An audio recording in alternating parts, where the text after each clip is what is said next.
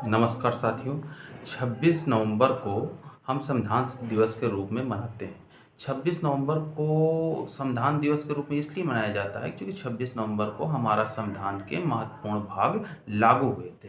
अब संविधान की प्रस्तावना की यदि आखिरी लाइन की बात किया जाए, पूरी प्रस्तावना तो काफ़ी बड़ी है, लेकिन आखिरी लाइन जैसे है कि आज तारीख 26 नवंबर 1949 को एतद द्वारा इस संविधान को अंगीकृत, अधिनियमित और आत्मार्पित करते हैं। तो यहीं से उस संविधान को अंगीकृत किया गया, आत्मार्पित अपने ऊपर लगाया गया, अपने ऊपर उस आत्मा से अपने ऊपर धारण किया गया, और तीसरी बात अधिनियमित, नियमबद्ध किया गया। तीनों चीज़ ये 26 नवंबर को किया गया, इसलिए 26 नवंबर को हम संविधान दिवस के रूप में मनाते हैं। अब हम 26 नवंबर की पहले की घटनाएं जो बहुत ही महत्वपूर्ण है उसका भी आज हम जिक्र करेंगे। 26 नवंबर की पहले की जो घटनाएं थी जिसमें संविधान का निर्माण हुआ, तो संविधान के निर्माण की शुरुआत से हम थोड़ा जिक्र करेंगे कि ये संविधान का निर्माण कैसे हुआ। तो भारत का जो संविधान है वो कैबिनेट मिशन के सिफारिशों के आधार पर हुआ। साथियों, ये प्रश्न एग्जामों में भी पूछा जाता है कि भारत का संविधान किसके सिफारिश से हुआ। तो कैबिनेट मिशन के जो 3 सदस्य थे, Stafford Cripps, Pethick Lawrence, A.V. Alexander, इन्होंने अपनी सिफारिश दी। इसके अध्यक्ष जो लॉरेंस जी थे, तीनों सदस्य थे, इन्होंने सिफारिश दी कि 10 लाख पे एक सदस्य का चुनाव होगा और वो सारे सदस्य मिलके संविधान का निर्माण करेंगे। तो इसमें यह हुआ कि 389 सदस्य होने थे और प्रांतों से होने थे, देशी रियासतों से होने थे, इस तरह टोटल इतने सदस्य होने थे। तो इसमें हुआ क्या, जब चुनाव हुआ तो मुस्लिम लीग को सीटें कम मिली, केवल 73 सीटें मुस्लिम लीग को मिली, 208 सीटें कांग्रेस को मिली और कुछ सीटें 1-1, 2-2 सीटें और अन्य दल को मिली। इसके अलावा मुस्लिम लीग ने इसका विरोध किया कि हम इसमें हिस्सा नहीं लेंगे और हमें अलग राज्य, अलग देश की उन्होंने मांग की। तो वो एक अलग विषय है, चूँकि हम आज सिर्फ भारतीय संविधान की बात करेंगे। इस प्रकार 2 सितंबर 1946 को जवाहरलाल नेहरू की अध्यक्षता में अंतरिम सरकार की गठन, चुनाव परिणाम आए। फिर 2 सितंबर के आधार पर जवाहरलाल नेहरू की अध्यक्षता में एक संविधान सभा का गठन किया गया। अब 9 दिसंबर 1946 की संविधान सभा की प्रथम बैठक हुई। 9 दिसंबर 1946 को संविधान सभा में प्रथम बैठक में मुस्लिम लीग ने भाग नहीं लिया, और उसके बाद ये हुआ कि भारतीय संविधान का जो सभा का पुनर्गठन हुआ, उसके बाद इसमें 299 ही सदस्यों को रखा गया, चूँकि अलग देश की मांग कर रहे हैं तो मुस्लिम के लीग ने इसमें भाग नहीं लिया। तो 299 ही सदस्य इसमें कि इतने ही सदस्य से भारतीय संविधान का निर्माण होगा। 9 दिसंबर 1946 को संविधान सभा की पहली बैठक हुई। इस बैठक में डॉक्टर सच्चिदानंद सिन्हा को अस्थायी अध्यक्ष चुना गया। देखिए, यहाँ डॉक्टर सच्चिदानंद सिन्हा सबसे वरिष्ठ सदस्य थे और इसको फ्रांस के परंपरा को अपनाते हुए उनको अस्थायी अध्यक्ष चुना गया।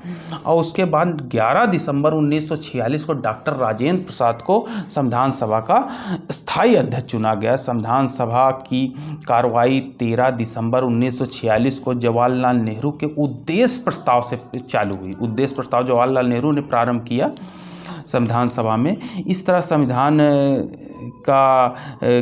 की प्रक्रिया आगे बढ़ी और अनेक उद्देश्य आए। 8 दिन तक विचार विमर्श के बाद 22 जनवरी 1947 को उद्देश्य प्रस्ताव को पारित किया गया। संविधान सभा में अनेक समितियां थी। इसमें इतनी समितियां थी क्योंकि संविधान सभा बहुत बड़ा, हमारा संविधान सभा बहुत बड़ी संविधान सभा थी, इसमें बहुत कार्य होने थे, तो इसलिए अनेक छोटी छोटी समितियां गठित की गई कि आप झंडा समिति हैं, तो कोई जो है संचालन समिति, कोई देशी रियासत समिति, कोई राज्य समिति, कोई प्रारूप समिति है। इस तरह अनेक समितियां बनी, लगभग 12 समितियां मेन हैं, और भी समितियां थी। इस तरह झंडा समिति जैसे अध्यक्ष JP कृपलानी थे, सलाहकार समिति के सरदार वल्लभ भाई पटेल थे, नियम, संचालन, रियासत, संघ, राज्य समिति, इन सभी समितियों के अध्यक्ष जवाहरलाल नेहरू थे। प्रारूप समिति के अध्यक्ष डॉक्टर भीमराव अंबेडकर थे। प्रारूप तैयार, भारतीय संविधान का प्रारूप, एक क्वेश्चन ये आता है एग्जामों में, भारतीय संविधान का प्रारूप किसने तैयार किया? बी एन राव ने प्रारूप तैयार किया। और उसके बाद प्रारूप समिति का इसके बाद गठन हुआ। प्रारूप समिति का गठन हुआ 29 अगस्त 1947 को एक संकल्प द्वारा प्रारूप समिति का गठन किया गया, जिसके अध्यक्ष थे भीमराव अंबेडकर। अब भीमराव अंबेडकर इसके अध्यक्ष हो गए और संविधान का एक जो है प्रारूप तैयार हो गया। अब इस प्रारूप पे चर्चा होनी थी, संशोधन होना था, पढ़ा जाना था। तो इस समिति, इस जो है जो संविधान सभा थी, संविधान सभा ने प्रथम वाचन जिसे कहेंगे चालू हुआ 4 नवंबर 1948 को प्रारंभ हुआ, जो 9 नवंबर 1948 तक चला। इसमें पढ़ा गया, संशोधन हुए। फिर दूसरा वाचन हुआ 15 नवंबर 1948 को प्रारंभ हुआ और 17 नवंबर 1949 तक चला। इसमें भी संशोधन हुए और चीज़ें नई जोड़ी गई। और तीसरा वाचन का मतलब होता है कि चर्चा, जैसे सदन चलता है। तीसरा सदन चला 14 नवंबर 1949 से 26 नवंबर 1949 तक। इसमें जो है संविधान के ये 26 नवंबर 1949 तक चला। 26 नवंबर 1949 संविधान का आखिरी दिन था, संविधान बनाने की, संविधान पास करने की आखिरी दिन था। उस समय सदन में 284 मेंबर थे। उन्होंने इस संविधान सभा में अपने हस्ताक्षर किए और इस संविधान को पारित कर दिया। अभी मैंने जैसे संविधान सभा की प्रस्तावना में पढ़ा था कि 26 नवंबर 1949 को एतद द्वारा इस संविधान को अंगीकृत, अधिनियमित और आत्मार्पित करते हैं। इसमें ये तीनों शब्द लिखा है कि सब लोगों ने इसको, अपनी आत्मा को अपने संविधान के अंतर्गत डाल दी। क्योंकि इसमें भारत में कोई राजा नहीं है कि हम संविधान के ऊपर हैं, सब लोग जो बनाने वाले हैं वो भी संविधान के अंतर्गत हैं। इस प्रकार इस संविधान को पास कर दिया गया और अनेक बहुत सी चीजें संविधान की लागू हो गई। संविधान को बनाने में 2 वर्ष 11 महीने 18 दिन लगे। 6 करोड़ 40 लाख रुपए इसमें खर्च हुआ और 24 नवंबर को खर्च हुए और 24 जनवरी 1950 को संविधान सभा में हस्ताक्षर हुए। इस प्रकार की संविधान सभा को विघटित कर दिया जाता है। संविधान सभा खत्म हो जाती है और उसके बाद अंतरिम संसद, वो सारे सदस्य जो थे संसद के रूप में अब बोले जाएंगे, अंतरिम संसद बन गए। और पूरा संविधान, जो संपूर्ण संविधान था, 26 नवंबर 1950 को लागू हुआ। हमारा संविधान 2 वर्ष 11 महीने 18 दिन लगे। बहुत बड़ा संविधान है, बहुत देशों से इसमें चीज़ें ली गई थी।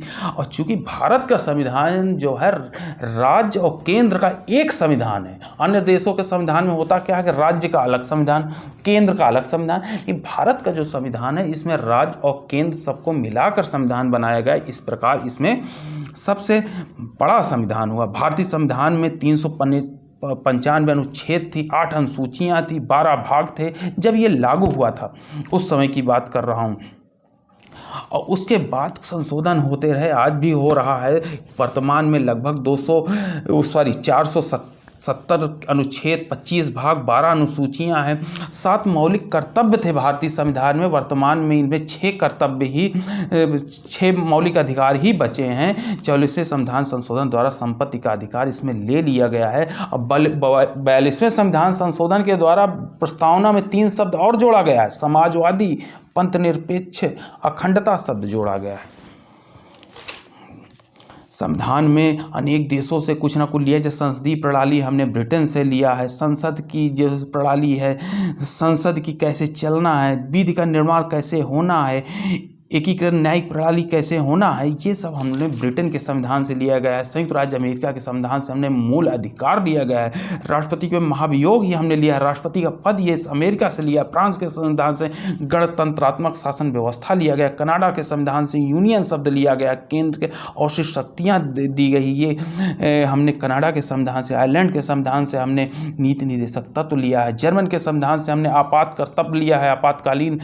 सोवियत संघ के संविधान से हम मूल कर्तव्य लिए हैं। समवर्ती सूची हमने ऑस्ट्रेलिया के संविधान से लिए। प्रस्तावना की भाषा भी हमने ऑस्ट्रेलिया के संविधान से लिए। दक्षिण अफ्रीका से हमने संविधान संशोधन लिया है। विधि द्वारा स्थापित क्रियाविधि हमने जापान के संविधान से लिया गया है। अब एक बात और महत्वपूर्ण है, लगभग 75% संविधान का अंश 1935 का भारत शासन अधिनियम से लिया गया है। इस प्रकार हमारा संविधान लागू हुआ, ये संविधान बन के तैयार हुआ। चूँकि प्रारूप समिति के अध्यक्ष भीमराव अंबेडकर थे, इसलिए हम भीमराव अंबेडकर को संविधान के निर्माता मानते हैं।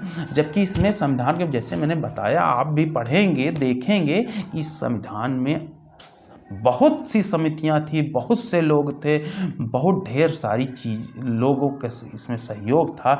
B.R. अम्बेडकर चूँकि उस समय एक पिछड़े जाति से थे, एक निचली जाति से थे, तो उन्होंने इस संविधान में अपनी समाज के लिए, अपनी श्रेणी के लिए उन्होंने बहुत कुछ इसमें जुड़वाने का काम किया, जैसे आरक्षण जैसा चीज़। इसलिए आज भी संविधान को निर्माता भीमराव अंबेडकर को माना जाता है, क्योंकि उन्होंने न्याय के लिए, कि सभी को न्याय मिल सके, इस बात को उन्होंने वहाँ रखा। उसको आज भी संविधान के द्वारा लागू है। थैंक यू साथियों।